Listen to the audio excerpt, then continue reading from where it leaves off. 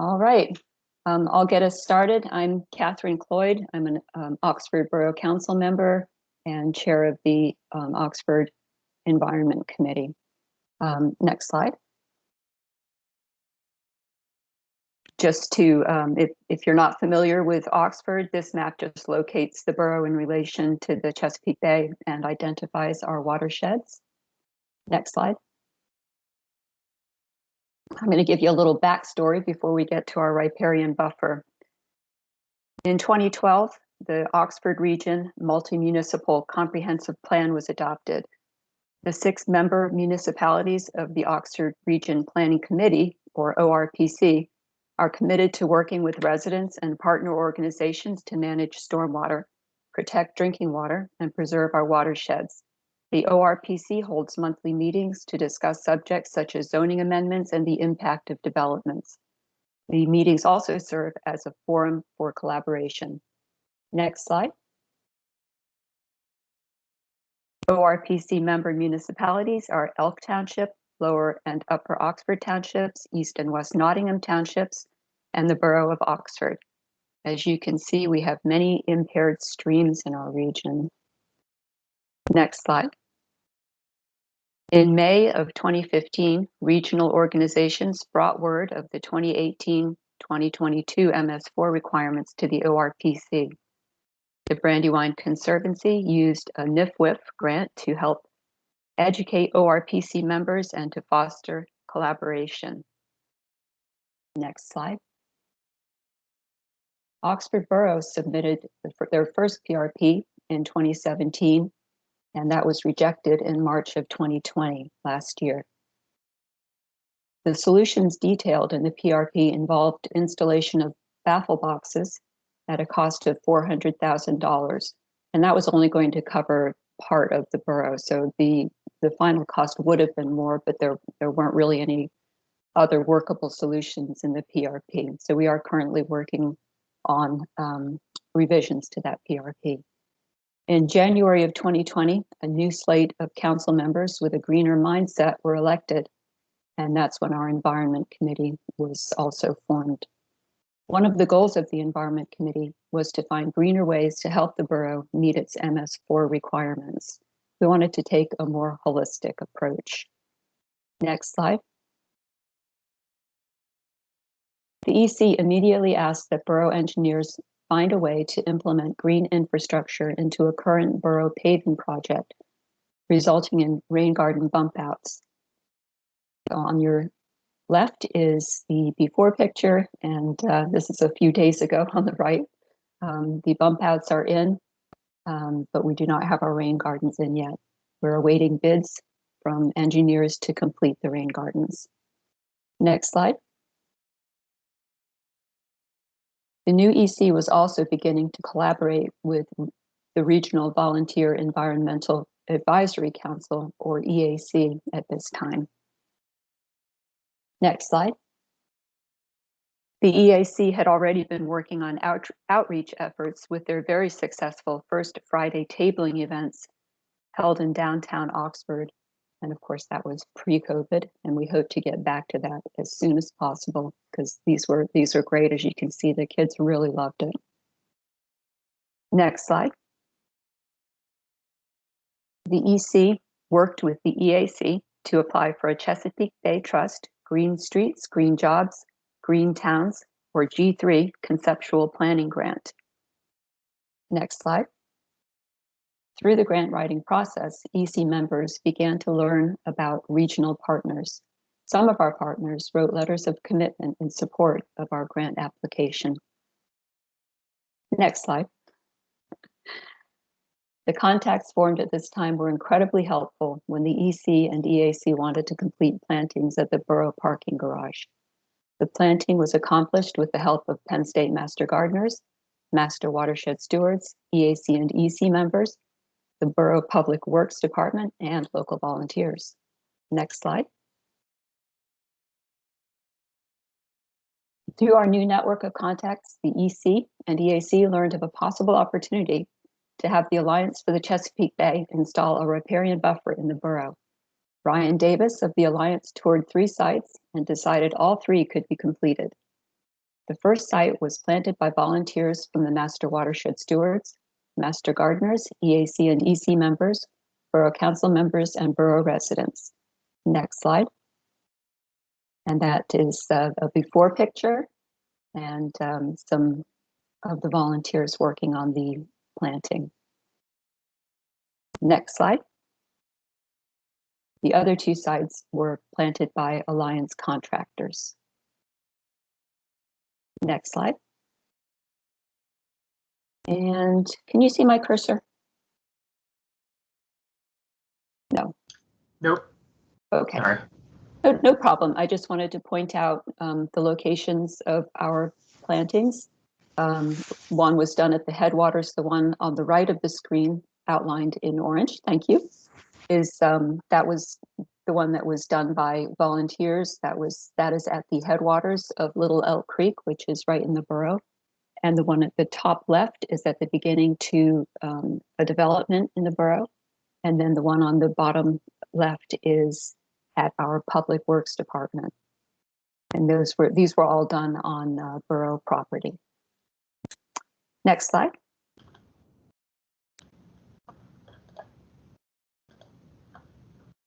So looking ahead, the borough's Environment Committee and then the Environmental Advisory Council are currently working on a new G3 grant application. And grant deliverables include a contractor-prepared green infrastructure action plan for Oxford Borough, identifying a menu of projects throughout the borough, and 2 contractor-produced Green Street conceptual designs. These are some of the things we're envisioning. We built a parking garage in the borough about a year and a half ago. It was completed. So we are envisioning a green wall for that and a green roof. And we'd also like to incorporate some green alleys in the borough. We have a number that are coming up needing to be repaved soon. And so this is a perfect opportunity. Next slide, please. The Environment Committee, working with the Police and Public Safety Committee, has just completed a draft traffic calming policy. The policy includes language to incorporate green stormwater BMPs in future projects where warranted. And it's another way to save costs, getting 3 birds with 1 stone, aesthetics, traffic calming, and green infrastructure. So that's all from me. Megan, can I hand that off to you now? Or I'm sorry, I wanted to give a shout out to our many partners in the area. So, and that's it. Thank you. Thanks, Catherine. So we came into the picture with the Master Watershed Steward Program and Master Gardeners because they are volunteers that go through a training program and then work with municipalities, watershed associations, and more on the ground projects and educational outreach. Based on that and the collaborative efforts from the original Oxford Region Planning Committee, I was invited to attend a few of the sessions, present how we can support municipalities and others, and Oxford Regional EAC took me up on the offer. I gave a few presentations to the group about what we could do, as well as some basic information, and then went for a site visit with Catherine and others to the garage and the 8th and Market where those curb bump outs are. While there, the Master Gardeners and Watershed Stewards were on a Zoom call because with COVID restrictions, they couldn't be there in person, which makes things a little interesting. But you figure things out. And so there was a lot of conversations about what types of plants would make sense, how they could support the educational materials that could be created for the public. We're still working on some of those parts, but there was some side conversation about the Little Elk Creek headwaters and what might be done there with naturalizing that area, even though that wasn't one of the initial intents. Soon afterwards, another coordinator in a different county said that Ryan Davis with the Alliance was looking for a project. And I hadn't worked with Ryan in Chester County, so I was very excited, reached out to Catherine, she was excited. Ryan came out and looked at the headwater and He will then talk about the rest of that in a second. So Ryan, next slide. So our involvement with Oxford is still developing. We've been at one of the representatives for those first Friday outreach events and look forward to going to those in the future. The garage plantings with procuring some of those plants, and we will help with identifying native plants to be in those areas. There are 3 different sections. There are some designs that were created by our watershed stewards and then will be supplemented by our master gardeners. Again, they've also talked about what kind of outreach can happen with the community to talk about why native plants are so important, what the benefit of a riparian buffer and all of this is. Public outreach can be over Zoom presentations, in person when we can get to them. One of our master gardeners works at the Oxford Library, and so we're looking to have material there as well. And then just support, hands-on support for the green infrastructure. And so our part is a supportive thing, and I'll hand it over to Ryan. All right, thank you. Yeah, and it's just hopefully I think our kind of thesis point for this whole chat is how easy everything is if you just bring a bunch of people together who are working on this already, And so we're kind of one of those examples. I'm Ryan Davis with the Alliance for the Chesapeake Bay. I'm our Pennsylvania Forest Program Manager. And we have been operating this buffer implementation program for a couple years now. It's all grant funded, and we just try to make it as easy, quick, efficient as possible for any type of landowner. So here obviously is an agricultural site, but I just like this picture because it's you don't really get like a good panorama like that. And here in our area, it's not it's rolling, but you don't really get a hill right next to a stream like that to be able to see a buffer. But we do this on private land, we do it on public land, we do it all over in kind of southeastern PA in the watershed. And so we were kind of just happened to be there ready to go when this opportunity arose. And so, Catherine's kind of already touched on a lot of these details. And actually, I think most of us who are in the presentation are in this photo here. You'll have to play Where's Waldo to find us all. There's Corey with the giant steak pounder getting to work there. But it was one of the kind of components of our buffer program is that I tie a bunch of different grant sources together to get this done. And we were lucky to have a grant from the U.S. Forest Service actually to expand urban tree canopy in areas that have been subject to insect pest related issues. So basically anywhere in PA has been hit by emerald ash borer. We had the spotted lanternfly. So this was kind of a perfect site for that grant deliverable. And I was able to plant those 2.5 acres ish, get all the trees and all the stakes and everything, and provide some support for the maintenance through that grant, and then those additional 2.2 acres by DCNR.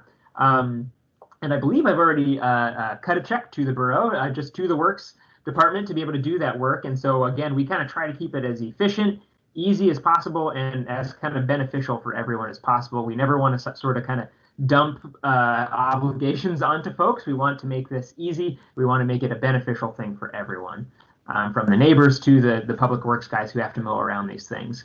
Although we had a very quick turnaround, because like Megan said, because of COVID, I had a couple sites fall through and I was on the hook to deliver some acres. And so I just kind of put a blast out to anyone who I've been working with in the past and was really lucky to connect with here with these folks. So usually it's not that fast of a turnaround of just a month and a half-ish.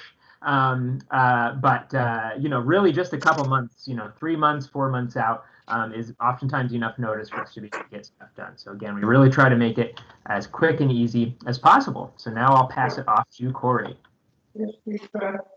Great. Thank you very much, Ryan. I'm really excited. I can't take really any credit for all the work that was done here. But as a employee of the Chester County Water Resources Authority, it is great to see these kind of projects go into the ground. So just a real quick overview. So I work with the Chester County Water Resources Authority. My name is Corey Trago. I'm a water resources planner there. So our organization, we don't do any kind of like on the ground, hands-on kind of stuff. But we want to try to, foster as many collaborations like this as possible. Our goal, some of our major things that we work on as the Chester County Water Resources Authority We were originally founded primarily for flood protection, so we own and operate 4 flood control dams. But we have four program areas now. That flood protection, stormwater water quality improvement, sustainable water resources management, and water information and outreach. So these activities like this today, they kind of fall under our stormwater and water quality improvement goal and our water information and outreach goal. We are a planning team member of the Chester and Delaware County Master Watershed Steward Planning Team. So we kind of started getting involved in this program because we see it as an excellent way to educate residents in Chester County about some of the water resources challenges that we're facing. It's a great way to get out to meet people that are active and engaged in their community and who have a real passion for pursuing projects relating to water resources.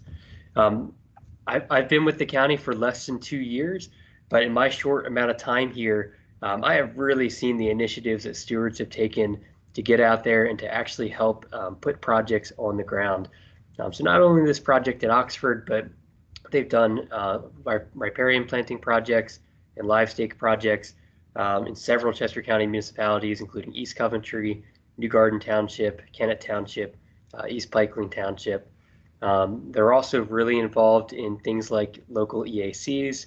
I think there's 7 EACs in Chester County that have master watershed stewards that are on those commissions. And ultimately, just in my past few years, I've seen that they're really not afraid to get their hands dirty. So they are a really great partner to have when you're looking for some volunteer activity or some volunteer support for implementing projects, for your PRP plans. Ryan, can you go to the next slide? So like I said, we can't take a lot of credit with this, but the Chester County Water Resources Authority, as an organization, we really want to help foster partnerships and improve collaboration as much as possible to get projects in the ground. We try to have our hands in as many things as possible. We try to be as open with municipalities, watershed organizations, and other nonprofit groups to get an idea of what type of projects are going on in the county, what type of projects are municipalities looking to implement, and then where possible, we try to link these partners together wherever there's opportunities for collaboration so that projects can get done, they can get done efficiently, they can get done cheaply. I've really seen a lot of success with the Master Watershed Stewards program doing this. Like I said, this program is a great way to help educate residents on the stormwater challenges that we're facing in the county. And we have, a lot of stewards with a lot of energy and a lot of passion. So the project that they did here in Oxford, I think this is just an excellent example of leveraging, multiple partnerships, getting different groups to come together to actually get a project in the ground. Something that will reduce stormwater runoff, will have an impact on water quality in the borough, and hopefully can be counted towards MS4 requirements. So I'm kind of here really to try to encourage as many municipalities as possible just to consider leveraging similar partnerships with either groups like Master Watershed Stewards or the Alliance or other local nonprofit watershed organizations, or even schools and educational institutions. The more I'm involved in projects like this, like Ryan said, when you get a lot of people together, each group can bring their own unique specialty, their own unique resources to the table, whether that's funding, whether that's technical knowledge, or whether that's volunteer experience. Municipalities ultimately, they have a strapped budget. I work for Chester County. We also are an MS4 permittee, and we see how difficult it is to get projects on the ground, to implement them in an effective manner. But when you are trying to loop in as many organizations as possible, when you're fostering those relationships, it is really impressive about what type of projects can get done. Sometimes it's more difficult with these groups to do big stream restoration projects that are really expensive, but you can do a lot of projects like these small riparian planting projects, or live staking projects, or invasive species management, rain gardens, planting curb bump outs, stuff like that. I encourage any municipalities that are in the process of revising their pollution reduction plans, or are creating new pollution reduction plans. It's easy to say, hey, we're just going to do 100 feet of stream restoration. That's going to satisfy all of our credits. And those are great. I mean, they have, great impact on reducing sediment, improving stream bank functionality and stream ecosystems. But I do encourage you, to consider, projects that you can get community organizations like Master Watershed Stewards, nonprofit groups like the Alliance, where you can get them involved. It not only, helps to actually have pollution reduction, but you're also educating residents. You're getting residents excited about programs and projects in the community, and you're giving them a little bit of ownership as well. When people are involved and they're hands-on putting things in the ground, they have an interest in seeing that will succeed. They're learning about stormwater. They're taking that home to their friends and families and educating them as well. So it's a great way to kind of multiply, not only the benefit you have to stormwater, but multiply the amount of people involved and multiply the amount of residents that care and are concerned about water quality and stormwater management. It takes a lot of energy to establish all these relationships. So I encourage anybody, especially in Chester County, any municipalities to say, hey, we've got some projects that might really benefit from nonprofit partners. They are limited and they can't do everything, but I'd encourage you to reach out to me. My email is going to be on the next slide here, but you can also find it online, chesco.org/water. Very easy to remember, or you can Google Chester County Water Resources Authority. We actually have a link on our webpage with all the major watershed organizations in Chester County, but we're happy to try to link anybody with people from those organizations to discuss potential projects and to do some planning. Like I said, a lot of hands, it makes the work a lot lighter. So we encourage encourage municipalities to use this kind of partnership and these kind of collaborative efforts as much as they can to do as many projects as they can towards their MS4 permit. So that's all I have, guys. Thank you. Yeah. So like I said, you can reach out to any of us via these emails. We are happy to help. Yeah. And Megan, Ryan, Catherine, any closing remarks?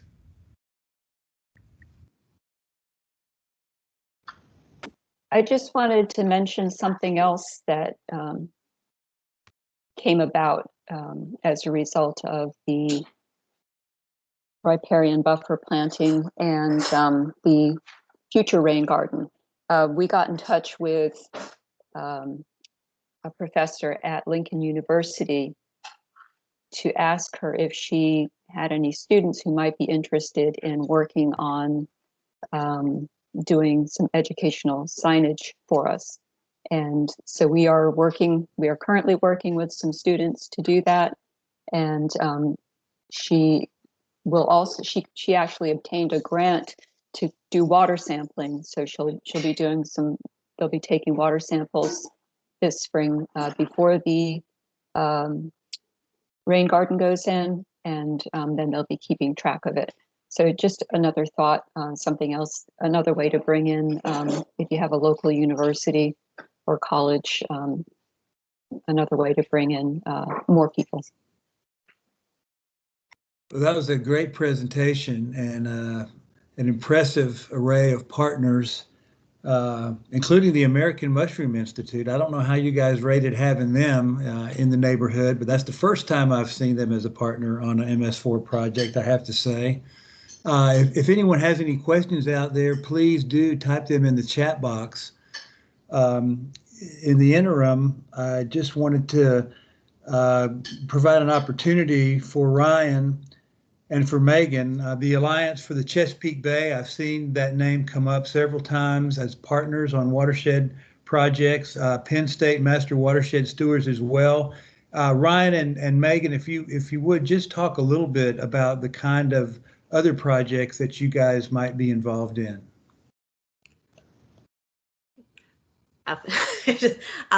Sure. So I'm actually the coordinator for both the Master Watershed Stewards in Chester and Delaware County, as well as the Master Gardeners for Chester County. So they do have different projects that they work on, but there's a lot of similarities in terms of like native plans and educational outreach. So a little bit include both of those. In one municipality, we had someone reach out because they had put in a rain garden the year before, but then weren't sure what was there. It hadn't they weren't sure how to maintain it. And so our volunteers came in to look at what shouldn't be there, make suggestions for some maintenance. And so it's very site specific. We can help with some of those things. We worked with another volunteer conservancy group because they were holding invasive removal days, vine days, but they weren't sure that the volunteers actually knew why they were moving the vines. It was just kind of a fun day to get out in the winter and cut some large vines down. So a group of our watershed stewards created a lesson plan to talk about what watershed they were in, the problem with the invasive vines pulling down trees and how that can impact the waterways, and then had large ropes that they would wrap around little kids, not large enough to pull them down, but then had them stand there and talk about how it felt and then apply that to trees. So it was kind of a nice interactive, fun way, just a few minutes before getting out to cut some things down. Other things we've done have to do with educational programs. Again, with rain gardens, with other things, we certainly talk about spotted lanternfly and have put up the circle traps and maintain those. It partly depends on what the municipality needs. So we are flexible in both groups. Most of our programs have an educational outreach component. The watershed stewards also like to get their hands dirty in lots of different projects and enjoy working with partners. So we've worked with lots of watershed associations as well as townships. Very good. And Ryan, I don't know if you're seeing the question there in the box. Would the Alliance work with the municipality in Dauphin County? Yeah, I'll answer that one first for sure. Definitely. Yeah, anywhere in the Bay watershed. And that's a kind of annoying part of being a, watershed-based organization is not very far east of the Oxford area. I can't use my funding, but yeah, Dauphin County, I absolutely can.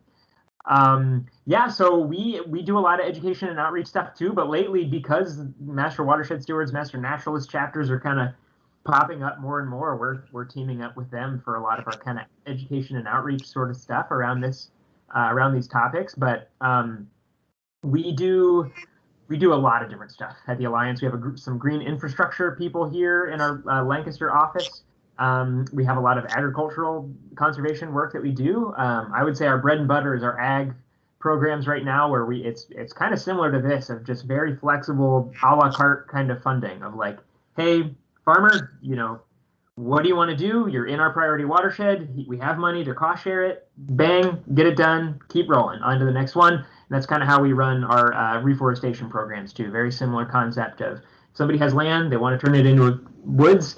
We come in, we kind of help, with all the planning and everything, and get it done. So yeah, could be municipalities, could be private landowners, whatever. And oftentimes it's helpful to kind of start, with a project, and then we can kind of spin it out from there. So if there's kind of high priority stuff, just reach out and we can chat about it and see where it goes from there. But yeah, we're here to help, and we have money to spend on exactly this stuff for now. And if there's something that we don't have money for right now, then we can always apply for money to keep rolling. So the Alliance is, I think we're like 98% grant funded or something like that, almost entirely grant funded. So that's what we do is we find projects, we get the grants, and we get it done. So happy to help. Very good. Very good. And another question just popped up. Who is ultimately responsible for any maintenance on these plantings? Will there be training to help with that transition? How does that work? Yeah, that's a good question. It kind of depends. It depends on the landowner because everything is so different with my programs. When it's like this with a municipality, it's great for us to be able to provide, a little bit additional support. So the municipality is already mowing, the borough is already mowing between the trees. And so when we have situations where the place is already being mowed, we ask that the landowner continues to mow for the first couple years of establishment. But then we do provide herbicide to put those rings around the trees. And then we will be training the Master Watershed Stewards to help with all the kind of TLC sort of tasks. So yeah, that's kind of oftentimes what we do is if we're sort of sharing the duties of management, whether it's a private landowner or a municipality, whatever, we'll just kind of make sure everybody's up to speed and then support them throughout the years from there. So if we do, and when we don't have a Boy Scout troop or a Master Watershed chapter or something like that, kind of, an already existing organization, we do have volunteers that we have. It's called Riparian Rangers is our volunteer program, and Riparian Ranger will just kind of adopt a site. They'll be the sort of steward there, and they'll just come back every month during the growing season for the first couple years, and they're kind of our sort of eyes and ears on the ground to help with that transition from kind of the maintenance towards the just sort of long-term enjoyment of the buffers. Riparian Rangers, I like that. I can see all kinds of merchandising possibilities here. Any other questions from the group? Go ahead and type them into the chat box. I know all of you guys with the projects and out there in MS4 land can't wait till this COVID thing's over and you can get everybody back out in the field to do some plantings and some of these type projects. This was a really interesting one, lots of partners. We've got a few more minutes here. I'm not seeing any more questions pop up. I'll just throw one more question out. This is kind of out there a little bit, but I wondered if the Alliance or the stewards had ever done any projects with the Corps. They have mitigation banks in some places, and sometimes projects like this will be eligible to generate credits in a mitigation bank. I just wondered if any of you had ever been involved in anything like that. I know it's a lot of paperwork and a lot of bureaucracy, but there are some significant advantages. I just wondered if you'd been involved in anything along those lines. I can go first on that. I personally haven't, but my counterparts in Virginia and in Maryland have engaged with some of that. Mitigation banking, they have forest conservation banking in Maryland. Right. So if a developer has to clear an acre, they have to mitigate that, and so we get a lot of stuff done through those kind of mechanisms south of the Mason-Dixon. Up here in PA, it's a little bit of Wild West still with a lot of that. So I haven't directly worked on that here. Most of it is through the grants, but I'm hoping we're seeing some things kind of on the horizon with potentially like nutrient credit trading, especially actually revolving around the MS4 kind of. So interesting stuff. Things are maybe shifting, and maybe somebody else at the Alliance can start to take that stuff over. It gets a little heady to me. I'd rather just be out, talking to Amish guys and planting trees. But there you go. How about you, Megan? Similar kind of thing. I haven't personally with our group, but I believe the coordinator in Berks County has with some of their state parks and locations. I can get somebody information if they're interested, since I don't have the specific information on what the partnership looks like. Okay, I was just wondering, sometimes that's an opportunity for if there's a large project and it can generate some support. I'm not seeing any more comments in the box, so if not, I'll thank our 4 presenters. That was great, and thanks to the group for attending.